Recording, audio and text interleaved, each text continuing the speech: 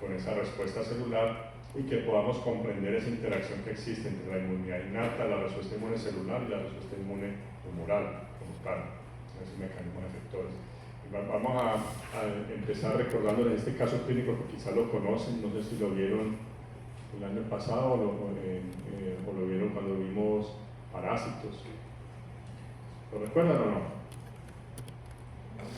Este es un paciente de 32 años, agricultor, quien refiere lesión ulcerada de 2 centímetros de diámetro en el dorso de la muñeca izquierda, de un mes de evolución, indoloro, con bordes levantados, y ha recibido múltiples tratamientos con antibióticos sin mejoría. Esta ulcerita en forma de volcán con bordes sobrelevantados, que es muy característico como úlcera cutánea. Tenemos un paciente de 38 años quien estaba secuestrado en las células del Baupex y durante un año y presenta una lesión inflamatoria de 6 meses de evolución que le compromete el labio superior, encía, paladar, nariz y tabique nasal. Y tenemos este otro niño de 8 años, natural y residente en los Montes de María, con un síndrome febril prolongado acompañado de pérdida de peso y distensión abdominal. Al examen físico tiene hepatosplenomegalia. O sea, los 3 pacientes están infectados con lo mismo, pero ustedes ven que tiene un espectro clínico muy distinto. Uno tiene una lesión cutánea localizada, el otro tiene una lesión mucocutánea y el otro tiene una lesión visceral, sin ninguna manifestación en piel. Este muchacho, si no se trata, va a morir rápidamente.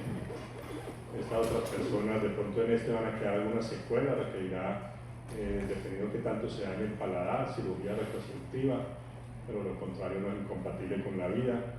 Y este tiene una tendencia a la sanación con una pequeña cicatriz que queda en la muñeca. Entonces, a los 3 se les toma la muestra, a este le tomamos un directo con lámina de amarilla y portaobjeto, lo coloreamos con rayo con ginza. A este también se le puede tomar PCR o inmunofluorescencia, o también de pronto si tiene lesiones muy activas donde uno pueda encontrar el microorganismo. Y en cambio en el niño tendríamos que hacer una punción de médula ósea. En esternón es muy dolorosa, se recomienda más en cresta ilíaca como tal, porque la punción esplénica, que a veces acostumbran aquí en Colombia, lleva complicaciones de sangrado. Si no hay un buen patólogo, un buen cirujano, yo preferiría que en esta zona endémica no se atrevieran a hacer punción endémica. Tiene menos riesgo la punción y el aspirado de médula ósea como tal. En los 3 se encontró esto, que es una mastigote leishmania.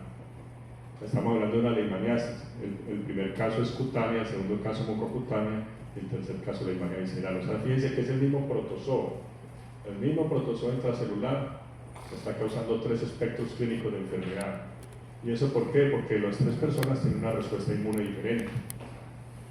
Entonces vamos a tratar de explicar y entender cómo la respuesta inmune ideal que tendría una persona para sanar y no tener enfermedad, y lo que sucede con la respuesta inmune inadecuada que me lleva a sufrir la enfermedad como tal. Recordamos que este es un protozoo intracelular que él parasita a los macrófagos y él realmente resiste a las enzimas lisosomales y se divide dentro del macrófago. Pero al ser un patógeno intracelular, la presentación antigénica que me hace cualquier célula que lo tiene fagocitado me va a llevar a una activación en cierta manera de la respuesta celular CD4 y CD8, donde yo podría tener tanto las células de memoria como las células efectoras que me van a potencializar estas citoquinas proinflamatorias y cómo se puede destruir estos macrófagos infectados. Sin embargo, va a haber también a veces una estimulación de una respuesta de interleuquina 10 que me va a favorecer la respuesta TH2, la activación del linfocito B y la producción de anticuerpos. Entonces, dependiendo en qué serviría un anticuerpo aquí, serviría si el parásito estuviera por fuera en la sangre. Pero si el parásito está dentro del macrófago, a no ser que fuera un mecanismo de generar que los natural killers mataran a ese macrófago infectado, o que de pronto se activara el complemento, o que fuera un mecanismo efector de esos anticuerpos para matar el macrófago infectado, pero no es fácil porque no estamos hablando de cualquier célula infectada, estamos hablando de un macrófago. El macrófago, recuerden que también es presentador de antígeno, que hace parte del sistema de defensa.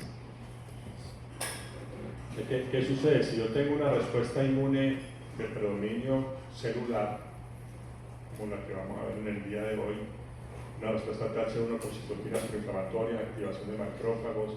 Voy a tratar de disminuir ese número de macrófagos infectados hasta que me va a llevar a la sanación.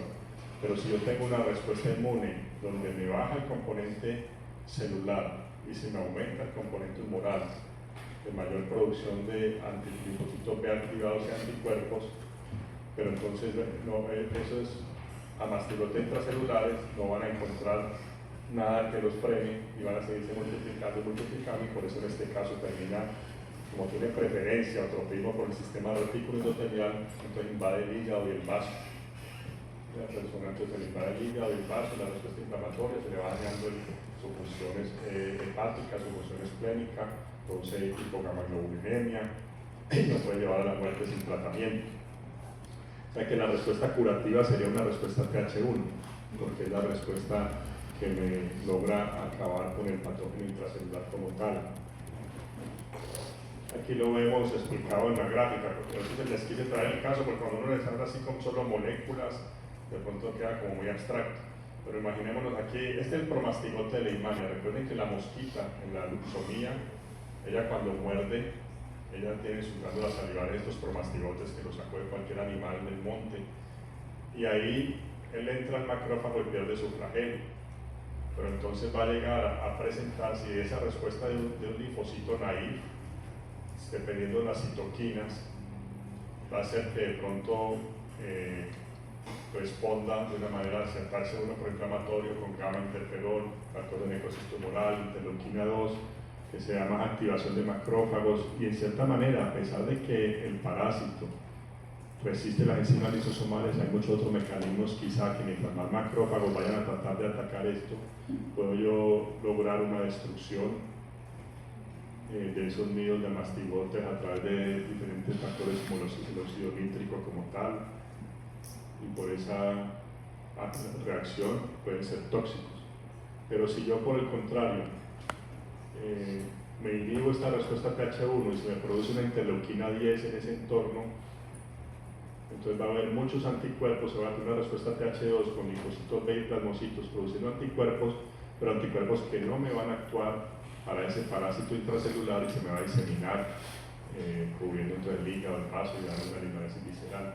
Y esta misma respuesta de interleuquina 10, recordemos que me inhibe la respuesta TH1. Recordemos que esto es como una balanza, o sea, yo nunca voy a tener ambas aumentadas o ambas disminuidas.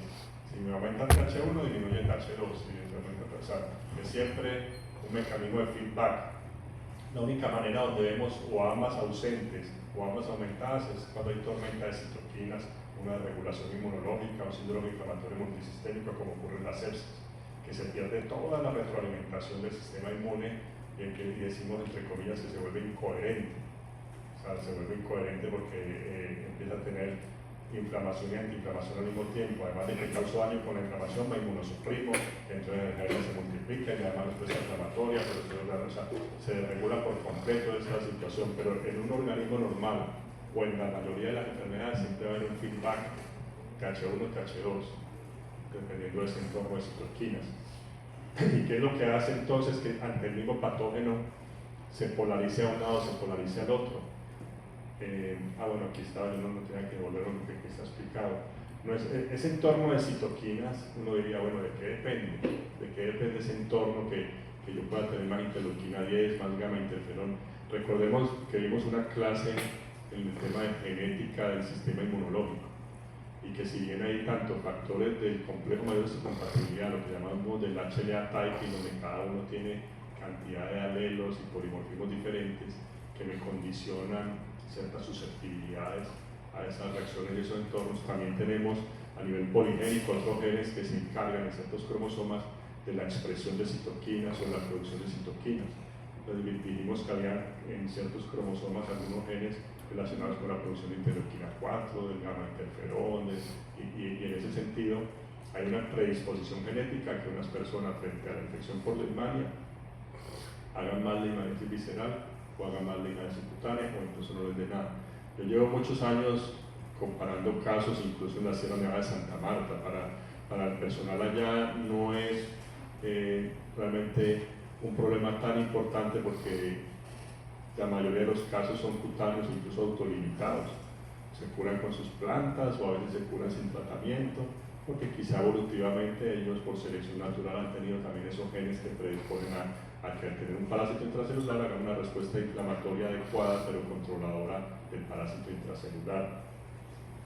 Entonces, en ese precursor naïf del linfocito, ¿qué es lo que me lleva a que se dé esa polarización TH1 o TH2, dependiendo de todo ese escenario en torno a interleuquinas que llamamos proinflamatorias o antiinflamatorias, que me va a generar una dominancia de una respuesta? La respuesta inflamatoria puede ser tan benéfica para lograr contener o eliminar ese antígeno o ese microorganismo, o puede ser tan perjudicial en la medida que una vez ya no está la persistencia antigénica o no está el microorganismo, pudiéramos entonces generar autodaño. O sea, imaginémonos que yo tengo un virus en una célula y yo ya lo maté las células infectadas, pero mi organismo sigue con respuesta inflamatoria, destruyendo células o bloqueando circulación de esos órganos. Ahí ya vendría un autodaño por exceso de respuesta. Lo ideal siempre es que exista un mecanismo de detección temprana u oportuna de que cuando ya se elimina el antígeno, se elimina el microorganismo, venga la respuesta así compensatoria o antiinflamatoria. Entonces, en el 1 vamos a tener células, linfocitos T de respuesta principal que son activados, y vamos a tener citoquinas de inmunidad que van a mediar más aumento de fagocitosis, formación de granulomas incluso, o vamos a tener la respuesta TH2 mediada por anticuerpos producidos por células plasmáticas derivadas de estos linfocitos P, mecanismos efectores de inmunidad humoral como tal. Aquí incluso volvemos a repasar, si yo tengo desde la médula ósea sale un linfocito naïf y que luego una célula presentadora de antígenos con su complejo de descompatibilidad que presenta ese CD4 virgen que se sensibiliza, un patógeno intracelular, entonces va a ser, dependiendo si es CD4 complejo de descompatibilidad clase 2, si es CD2 clase 1. Entonces aquí vamos a tener que respuesta TH1 de estos linfocitos puede llevar a una activación de macrófagos con destrucción del patógeno, que es lo que vemos en el primer caso de la mecanismo cutánea. Puede tener interleuquina 2 y gamma interferón, que me lleva a que los CD8 citotóxicos ejerzan una citotoxicidad, o por mecanismos también con los natural killers, si existe mecanismo efector de inmunidad humoral con anticuerpos que me logran identificar esas células infectadas.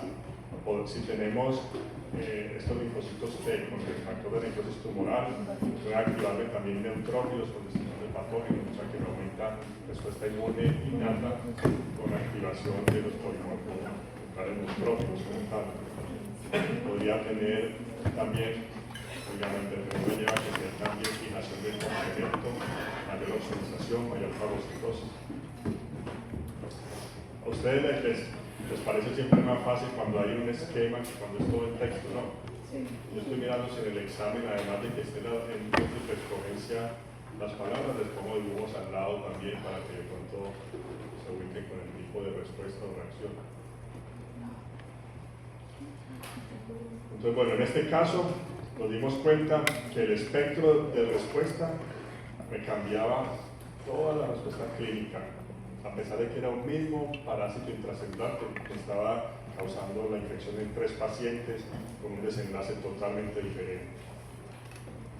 Aquí vamos a ver ahora otro paciente que quizá lo vieron ustedes conmigo, el sistema sanguíneo. Un paciente de 17 años se consultó al hospital de Ciénaga porque llevaba 15 días de evolución de fiebre, malestar general, edema bipalpebral en el ojo derecho. Ingresa con diagnóstico de celulitis periorbitaria. Inició antibiótico-terapia, o sea, errado en el diagnóstico, porque la celulitis perioritaria es súper dolorosa, el signo de Romaña, que es el edema bipalpebral en Chagas, no duele. Al examen físico estaba realmente normotenso, algo taquicárdico, tenía adenopatías cervicales, llamaba la atención el pulso débil, ruidos cardíacos alejados y concentración yugular a 45 grados. Ustedes vieron cardio, ¿eso qué es? Ruidos cardíacos alejados, concentración yugular a 45 grados, pulso débil. Si yo le hago un electro, voy a encontrar un electro de bajo voltaje. Entonces es la tríada del taponamiento cardíaco. ¿Y por qué está taponado este corazón? Porque tiene un derrame pericárdico. Se hace una pericarditis con derrame pericárdico y le da un taponamiento y los rayos X lo hacen una gran cardiomegalia. Este es un paciente real que incluso lo habían visto hasta internistas, cardiólogos, pensaban que empezó por servicios prioritarios y que ya tenía sepsis. Y gracias a un estudiante de medicina en la rotación fue que sospechó Chagas y entonces fuimos a tomarle la muestra. ¿Y qué encontramos? ¿Qué es esto? Son los tripomastigotes del trypanosoma cruzi, tripomastigotes sanguíneos, que se podían ver en una simple examen de sangre. Pero si nadie lo ordena, nadie lo busca, nadie lo ve, no lo diagnostican, y así hemos tenido casos que fallecen y luego el diagnóstico lo hace el patólogo post-mortem, una biopsia del corazón. Afortunadamente este muchacho pues se logró diagnosticar cuando estaba vivo para tratarlo y que respondiera bien. Entonces las lesiones celulares van a afectar a los miocitos y las células nerviosas del corazón, afectando toda la conducción. O sea, hay un daño del sistema nervioso parasimpático que afecta la conducción. Entonces yo tengo un bloqueo, el corazón late más lento. Si aparte de eso me genera una respuesta inflamatoria, unos C8 que me destruye los cardiomiocitos, entonces el tejido dañado se reemplaza por tejido fibrótico, el tejido fibrótico no pierde la función. Si yo necesito compensar un gasto cardíaco en un corazón sin fuerza, ¿qué pasa? Se dilata para intentar compensar el volumen que necesita enviar con una fuerza que no tiene para mandar. Y en esa dilatación no es la solución tampoco porque sigue estando atónico. Entonces por eso se da la cardiomegalia, que es por la cardiomiopatía dilatada, los ventrículos se hacen más delgados, no es una ni hipertrofia ventricular como sucede en la hipertensión, ni tampoco es una inflamación de los ventrículos como sucede en una miocarditis aguda. Aquí es una dilatación de las paredes de los ventrículos porque están totalmente atónicos. Por eso uno de los signos patognomónicos es la neurina de la punta del corazón, por dilatación también. Entonces vemos que este parásito también es un protozoo intracelular, entra como flagelado, como tripomastigote, pero él va a entrar en el fagosoma y va a escapar al fagosoma y se va a dividir libremente en el citoplasma, porque tiene también unas glicoproteínas, un sistema de proteínas que le va a ayudar a invadir el macrófago, a dejarse rodear por las vacuolas lisosomales para luego pasar desapercibido y poder subsistir al lisosoma como tal.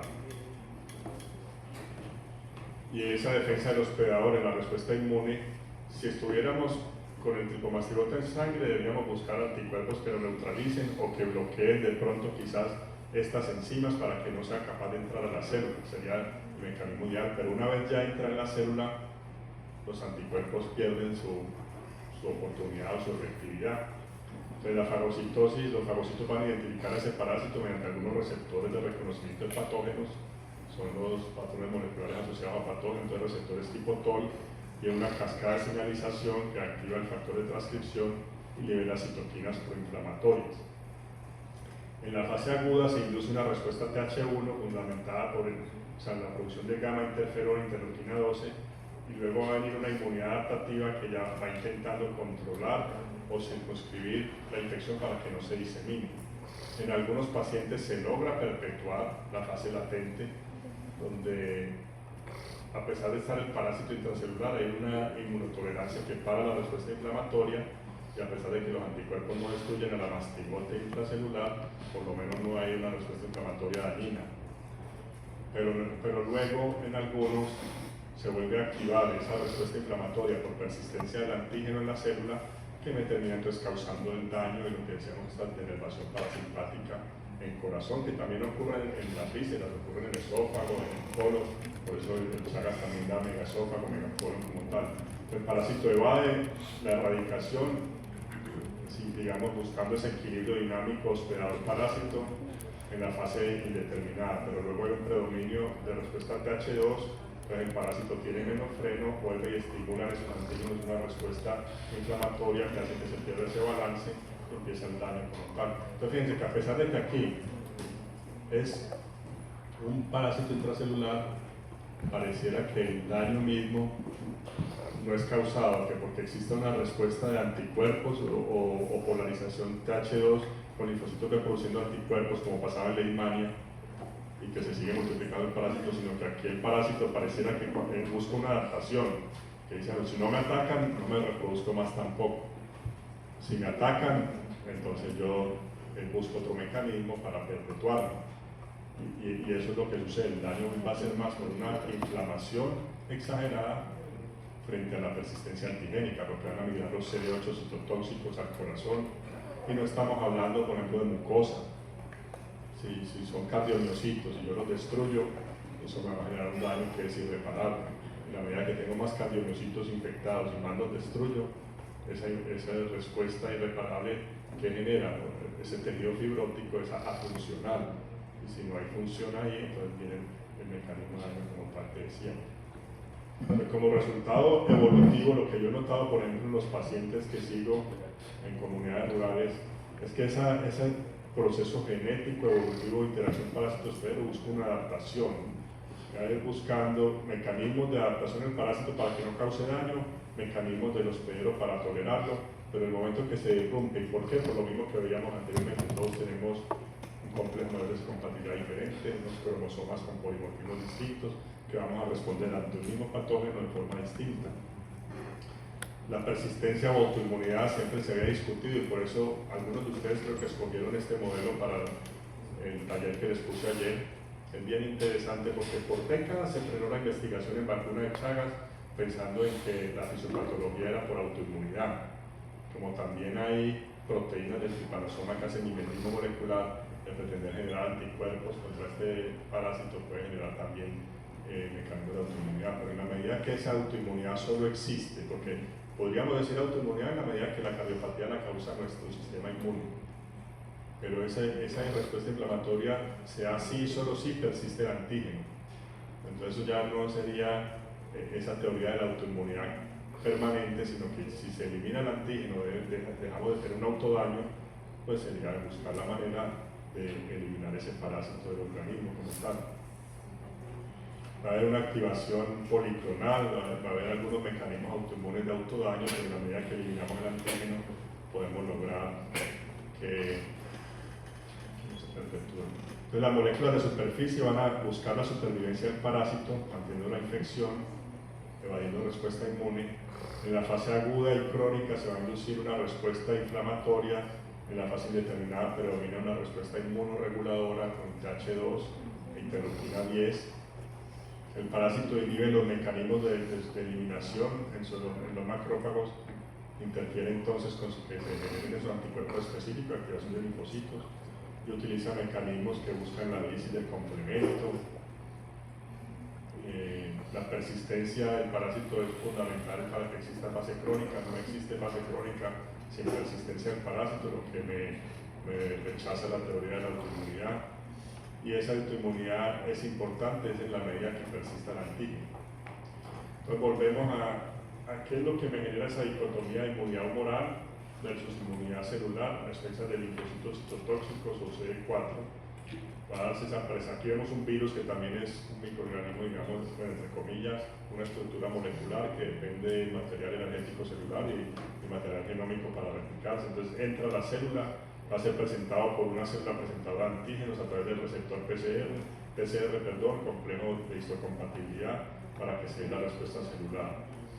O presentación directa, si fueran antígenos no dependientes, donde el linfocito B me va a producir inmunoglobulinas y los mecanismos que vimos ayer, efectores de inmunidad humoral. Que en esa inmunidad humoral lo que se buscaba para organismos extracelulares es que los anticuerpos puedan neutralizarlo, generar una respuesta que lo elimine. Repasamos acá incluso esos mecanismos que vimos ayer a través de la producción de IgM y IgG principalmente. Podríamos tener neutralización de los microorganismos o toxinas a través de la IgM en fase aguda, la IgG en fase crónica, la IgA a nivel de mucosa, gastrointestinal o respiratoria. Podríamos tener oxonización y fagocitosis. Podríamos tener a través de la IgG o la IgG, si es en eosinófilos, la IgE para citotoxicidad dependiente de anticuerpos, o esa misma citotoxicidad dependiente de anticuerpos en el natural killer para matar a células infectadas con virus, o en este caso la IgE y el eosinófilo a parásitos. Y por otro lado, la activación del complemento, que ustedes ya se saben bien los mecanismos de cómo ozoniza y mejora la fagocitosis, cómo pueden producir lisis a través del ataque a la membrana, o cómo puede producir una respuesta inflamatoria también. Así ustedes ya lo tienen estudiado para el examen del lunes. Y en cambio, la inmunidad mediada por células, vemos a nivel de una respuesta CD4, tipo linfocitos T, CD4 ayudadores, que busca activar cada vez más macrófagos para eliminar a estos organismos fagocitados, o que podríamos tener una respuesta que me estimula y activa los linfocitos C8 citotóxicos, que van a matar las células infectadas y eliminar a esos reservorios de infección. Las células T, de cierta manera, se movilizan cuando entra una célula, como ya sea un linfocito B o una célula presentadora de antígenos, dependiendo si va unido al complejo mayor de histocompatibilidad, de qué tipo, va a hacer que me maduren los linfocitos.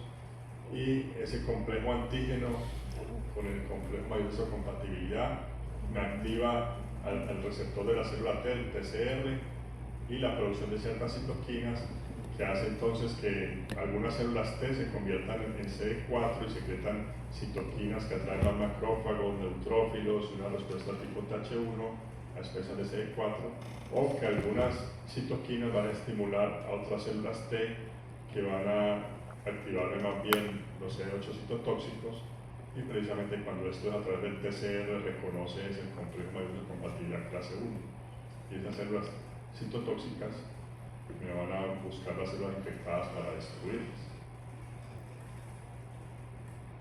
Aquí lo vemos de otra forma también, de estos dos mecanismos. La célula dendrítica presenta entonces el antígeno para que se me active la respuesta CD4, se da un espacio de producción de citoquinas, interleuquina 2, gamma interferón, factor de necrosis tumoral alfa y beta, y esto va a llevar a que se me induzca la activación de los CD8 citotóxicos para destruir células infectadas, o a que también se me activen los linfocitos B productores de inmunoglobulina para ozonizar y poder mejorar la fagocitosis, o que se me va a activar también los macrófagos destruyendo pues, a los microorganismos que están fagocitados, ozonizados, perdón. Y fíjense que esta respuesta me inhibe la respuesta TH2, lo que yo les decía, que siempre hay un feedback.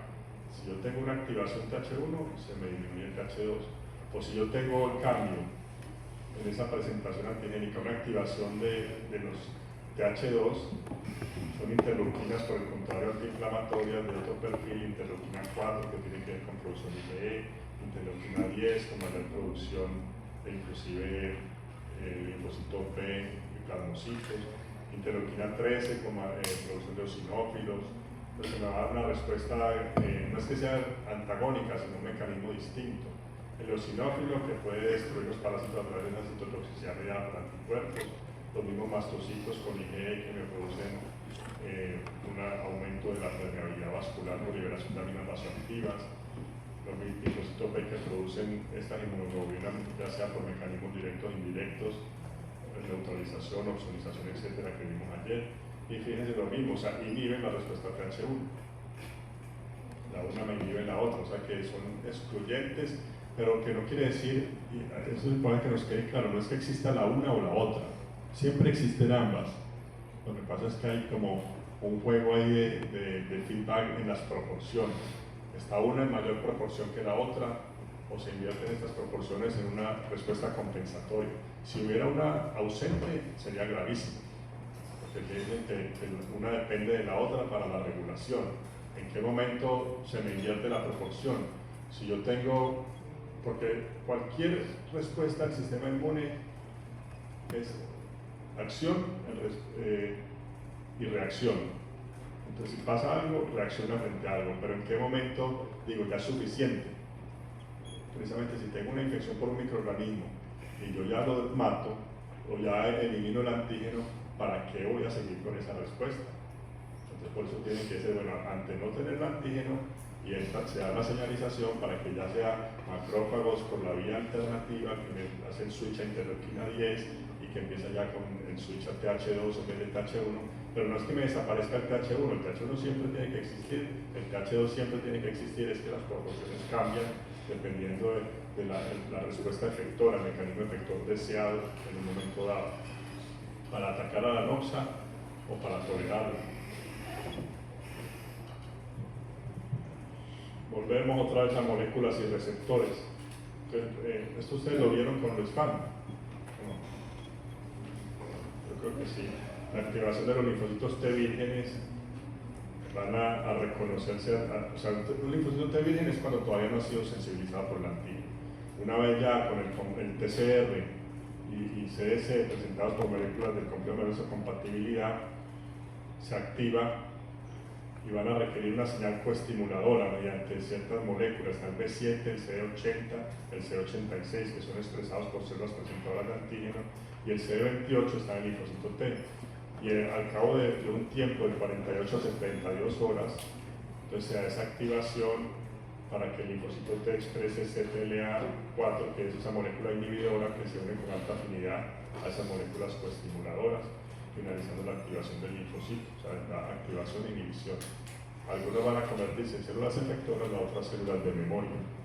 Entonces, ¿qué mecanismos de coestimulación son necesarios?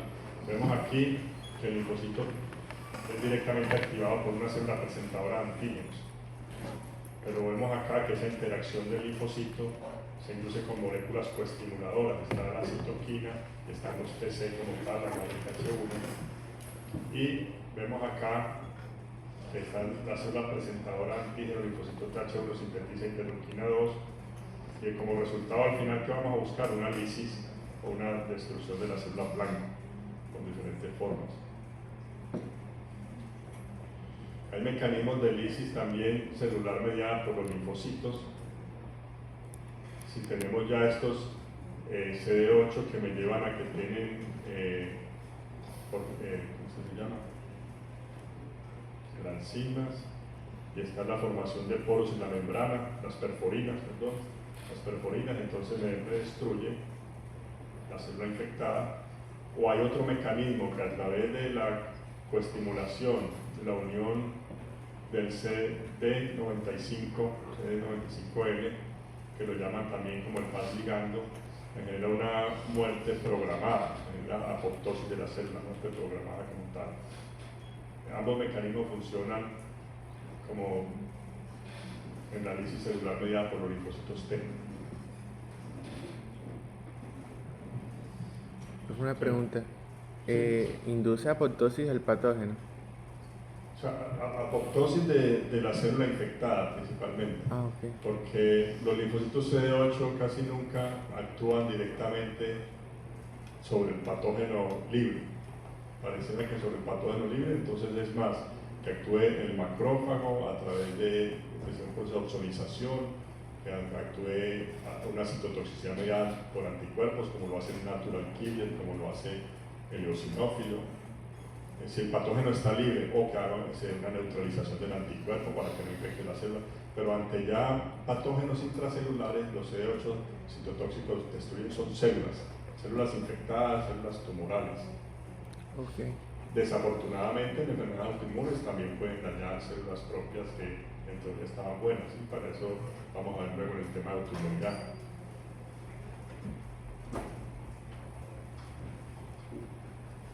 Entonces decimos que hay unas características de esa respuesta mediada por estos linfocitos.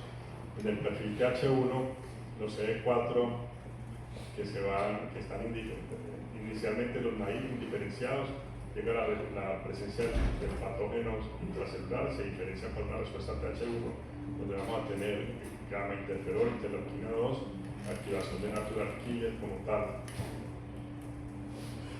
Vamos a tener por otro lado que presencia de interleuquina 4, interleuquina 13, que va a hacer que se me activen eosinófilos, inmunoglobulina E, destruyéndome por mecanismos de citotoxicidad mediante anticuerpos. O vamos a tener, en el caso de hongos y bacterias, que se me dé una regulación hacia el TH17, se lo vimos con el pancreas, y que activa los neutrófilos, que son muy útiles también frente a infecciones por hongos y bacterias. esa diferenciación de subpoblaciones del linfocito CD4, o sea, ¿cómo hacemos que vaya TH1, TH2, TH17, los tres reguladores? O sea, eso va a depender de todo este ambiente. Hay unos factores de transcripción, por eso es tan importante la susceptibilidad genética, y lo que es aprendido en la epigenética me va a condicionar hacia dónde esas clonas aumentan su proporción. Entonces, lo bonito de esto, que si yo conociera esto en un paciente en tiempo real, yo podría inducirle una inmunoterapia más acertada. Porque recordemos que en cualquier enfermedad, o sea, imagínense la enfermedad que ustedes quieran, incluso infecciosa o no infecciosa, va a haber una desregulación de respuesta inmune. ¿Cómo logro yo modificar esa respuesta inmune para evitar la enfermedad? Lo veremos en el síndrome metabólico que les va a hablar el doctor Vaquero, en los temas de fertilidad, en los temas de salud mental, en la depresión, en los trastornos de ansiedad, lo veremos en el cáncer. O sea, cualquier enfermedad que ustedes se imaginen, hay algo de inmunopatogenia que es responsable de ese proceso. Y si nosotros conocemos qué está pasando, podríamos invertir la situación, pero hasta ahora, hasta el día de hoy, no tenemos las herramientas, digamos, recursos económicos y tecnológicos que nos permitan hacer ese monitoreo en tiempo real frente a un paciente. Insisto mucho que a ustedes les va a tocar medicina personalizada, esa medicina integradora en el ejercicio profesional, porque vamos a un ritmo muy acelerado, y si ya lo están intentando hacer en otros países, muy probablemente con este mundo globalizado aquí van a tener la oportunidad de hacerlo también. Esta diapositiva la hice tratando de resumirles este proceso. Tenemos un linfocito T ahí que no conoce el antígeno, está en el timo, llegó al menos al timo. Ahí entonces viene la activación del TCR, el linfocito T que reconoce al péptido, pero ya en el ganglio linfático entra entonces una coestimulación, solo en caso de que haya infección. Eso es interesante también, de que no se debe coestimular si no hay un antígeno, si no hay una noxa. ¿Para qué vamos a desgastar todo un sistema a organizar un ejército si no va a haber pelea, de cierta manera? Durante la noxa es que se da el contacto con CD28 del linfocito T y el B7 de la célula presentadora antígeno, que actúa en la coestimulación y activación del linfocito. Dependiendo del complejo matrix de compatibilidad que trae esa célula presentadora de antígenos, entonces veremos hacia un CD8 o CD4. Esas células que se activan, que son efectoras, los CD4 que se dice que son cooperadores porque tienen múltiples funciones, a través de una respuesta TH1 con gamma interferón, interleuquina 2 que me activa más macrófagos, a través de una respuesta TH2 que me lleva a interleuquina 4, interleuquina 13, activación de neutrófilos, etc. O inclusive hasta una autotolerancia, los L3 que evitan la autoinmunidad. Una vez que se ha eliminado ese patógeno o ese antígeno, deberíamos tener entonces que la célula efectora debe morir, y debe haber mecanismos o para que tenga apoptosis o para que los macrófagos las eliminen de cierta manera, porque no tiene sentido gastar todo un sistema energético produciendo células efectoras cuando ya no hay presencia del antígeno del patógeno. Pero sí deben permanecer las células de memoria. Las células de memoria sí permanecen y duran para que cuando nos volvemos a exponer a ese mismo antígeno ya lo conocemos y la respuesta es mucho más rápida y más efectiva. O sea, si en el laboratorio, por ejemplo, yo les hago a ustedes la prueba de tuberculina, que es el antígeno de la tuberculina, las personas que conocemos el bacilo de la tuberculosis vamos a hacer en 48 o 72 horas una roncha con un acúmulo de linfocitos ahí. Eso lo que está evaluando es que tenemos células de memoria que fueron sensibilizadas y que aunque yo no tenga los anticuerpos en sangre en ese momento, ni células efectoras en ese momento, se da el proceso de activación y migración rápidamente, pero eso puede ser una respuesta tardía, al tercer día como tal. Si una persona no tuviera alergia y inmunosupresión, no va a tener esa posibilidad. Si no tuviera memoria inmunológica porque nunca ha conocido el micobacterio, entonces tampoco la va a desarrollar. Los pacientes con VIH-Sida que hacen mucha inmunosupresión no la van a desarrollar. Personas que fuimos vacunadas para BCG, quizás vamos a generar falsos positivos en un momento dado porque nos sensibilizamos aunque no tengamos la micobacteria. Entonces por eso en Latinoamérica es un factor de confusión, porque se usa la vacuna y luego no tiene el sentido aplicar la PPD o la infracción en tuberculina. Ahora, por otro lado, esas células efectoras decíamos que puede, si son del complejo mayor compatibilidad clase 1, tendremos los C8 citotóxicos que van a tener diferentes mecanismos de lisis. Uno es por perforinas y grasinas, que vimos que rompe los poros y genera la apoptosis de la célula infectada, y el otro a través de una muerte celular programada que depende de estos los receptores estimuladores CD95L, CD95, pero vamos a terminar en la apoptosis como tal. Las bases inmunológicas, entonces, en las vacunas, buscando también aplicación en este concepto, los principales mecanismos efectores, ¿cuáles serían? Que ese antígeno que pasa al interior de una célula presentadora de antígenos se expone, entonces fragmentos de este asociados a ese complejo mayor de compatibilidad de clase 2 me van a activar unas células T que estaban inactivas, que lo reconocen, y se van a multiplicar en consecuencia, generando unas clonas de células activadas que van a tener tres mecanismos efectores a través de producción de citoquinas. Entonces va a haber anticuerpos, va a haber respuesta inflamatoria, va a haber citotoxicidad. Es muy bueno que rompamos ese paradigma que hay sobre que las vacunas, inmunidad humoral, vacuna, anticuerpo. Recordemos que las células T también van a captar y activarse con ese antígeno. Y quizá hoy nos estamos dando cuenta, estamos descubriendo que a veces es más importante el papel de la respuesta inmune celular en las vacunas o en las infecciones virales, incluso intracelulares, que la persistencia de anticuerpos en sangre, que a veces son no neutralizantes o no efectores o no inducen mecanismos adecuados de efectores de inmunidad humoral. Las células T van a ayudar a las células B a producir estos anticuerpos, y la unión del antígeno a inmunoglobulinas de superficie sirve de señal a esas células B. Al mismo tiempo, ese antígeno que está en la célula presentadora de antígeno se degrada en péptidos y se asocian con esas moléculas del complejo de histocompatibilidad clase 2 y activan células T coadyuvantes inactivas. O sea, si usamos coadyuvantes, vamos a disminuir la dosis de antígeno que requerimos y vamos a aumentar la memoria inmunológica por mejorar la presentación antigénica. Entonces las vacunas con coadyuvantes requieren menos dosis y menos antígeno como tal. Sin embargo, son los coadyuvantes los que muchas veces me generan los efectos indeseados en la vacuna, los efectos adversos. Esto lo veremos con profundidad en la clase de vacunas. El antígeno ligado a estas señales de células T coadyuvantes provoca que esos linfocitos B puedan multiplicarse, producir plasmocitos que van a secretar estos anticuerpos necesarios para el control de futuras infecciones. Vemos un ejemplo aquí lo que pasa con el SARS-CoV-2 en la infección. Hay una replicación, él entra por vía respiratoria. Muchos de estos virus respiratorios han tenido mutaciones para ser capaces de infectar células respiratorias. En su principio, por ejemplo, la influenza A es un virus que es del tracto gastrointestinal de las aves, pero lleva a una mutación que aprende a infectar el tracto respiratorio también incluso de mamíferos y que luego puede aprender a transmitirse entre distintas especies. Aquí el SARS, ustedes saben que también en la teoría venía que de los murciélagos, porque ahí donde se encuentran murciélagos infectados con SARS que no sufren enfermedad. El reservorio natural de una infección es siempre aquel que se infecta y no se enferma. Los reservorios o hospederos accidentales son los que sufren la enfermedad porque no se ha dado ese proceso evolutivo de adaptación. Si yo tengo el reservorio intermediario, bueno, como pasó con el SARS-CoV-2, recuerdan que hablan del pangolino, ¿no? O como sucede con el camello en inversa.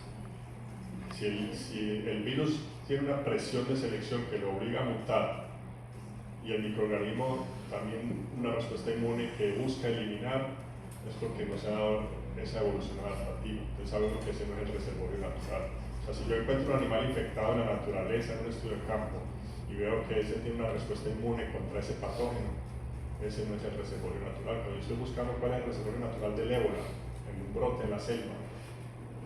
¿Será que el animal infectado que tiene una inmunotolerancia total y que no se enferma con el patógeno? El que da lugar a esa evolución adaptativa. En el SARS, nosotros desafortunadamente empezamos con una respuesta inflamatoria muy severa. En un principio hubo alta letalidad porque se creía que era un proceso neumónico con que dependía prácticamente mecánico, con alteración de la respiración y los gases arteriales. Ustedes recuerdan la panacea de las UCI, los ventiladores, que todo el que llegaba y hacía oxitometría en el dedo y bajaba la saturación, entonces lo sedaban, lo intubaban, y eso generó una alta letalidad. Cuando empezaron las necropsias a reportar que el problema era la tormenta de citoquina, la respuesta inflamatoria, nos dimos cuenta que ese tema ya metabólico inflamatorio no se corregía con una asistencia mecánica.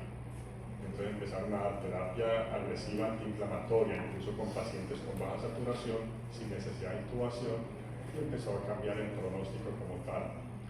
Al mismo tiempo, evolutivamente, que empezó el virus a mutar, empezaron nuevos linajes, un proceso de adaptación del virus a nosotros, de nosotros al virus, y vimos que lo que antes... ¿A ustedes a quién les dio COVID?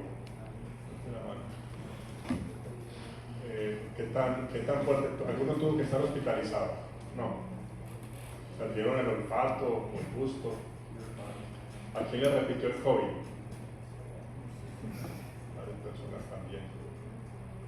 ¿Y le repitió más leve o más severo? Más leve. ¿Y todos se vacunaron antes del primer COVID o después del primer COVID? Antes.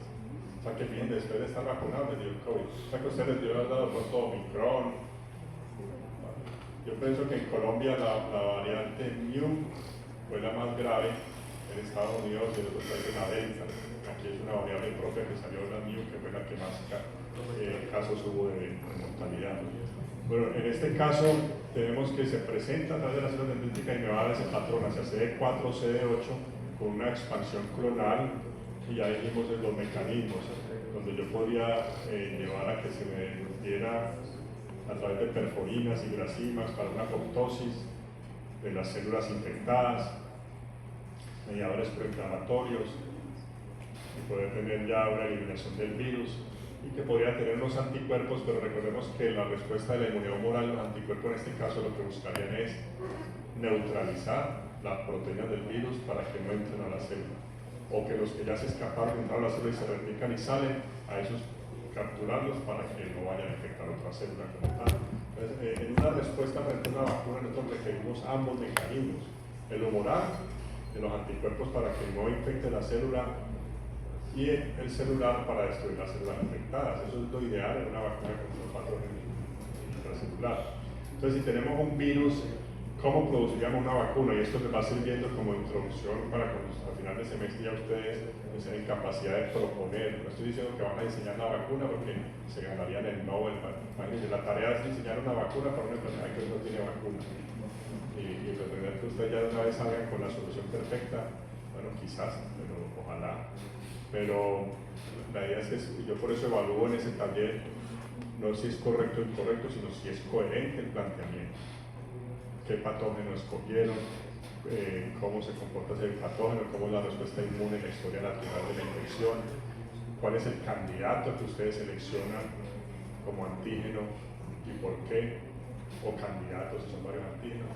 Porque podrían basarse la vacuna en atenuación, virus inactivados o virus atenuados, en componentes virales que son proteínas purificadas, en vectores virales que se usan virus para clonar. Yo puedo coger un virus no patógeno y introducirle a componentes proteicos de un virus patógeno para que yo me pueda sensibilizar y reaccionar a través del ARN mensajero, que hace que nosotros produzcamos las proteínas antigénicas y nos mantenemos sensibilizando y actuar contra eso.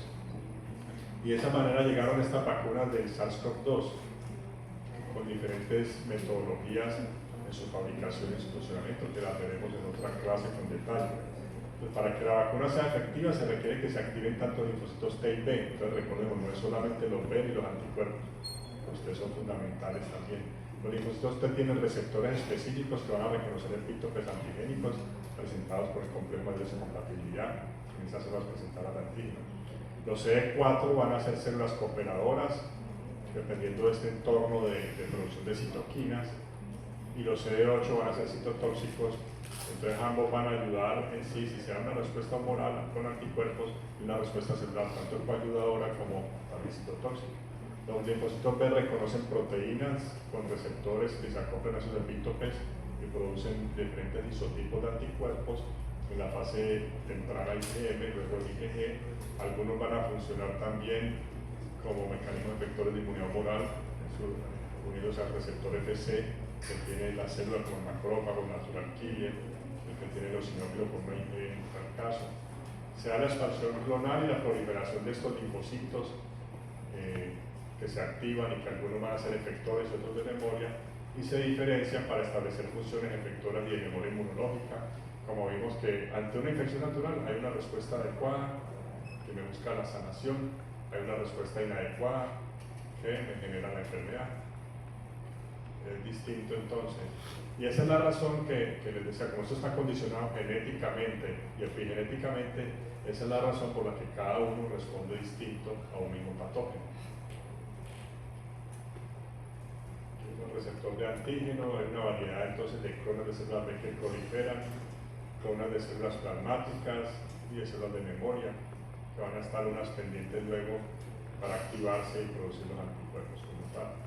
Entonces fíjense que el tema de hoy lo que hacía era integrar. O sea, ya ustedes estaban en capacidad de entender la inmunidad innata, vieron gagocitosis, vieron complemento, vimos entonces la respuesta inmune humoral, la respuesta inmune celular, ya saben lo que es presentación antigénica. Sí, yo no sé si ya empiezan a ver más el rompecabezas, entenderlo más fácil. O todavía, porque hay estudiantes que me han llamado, me han escrito que estaban como confundidos.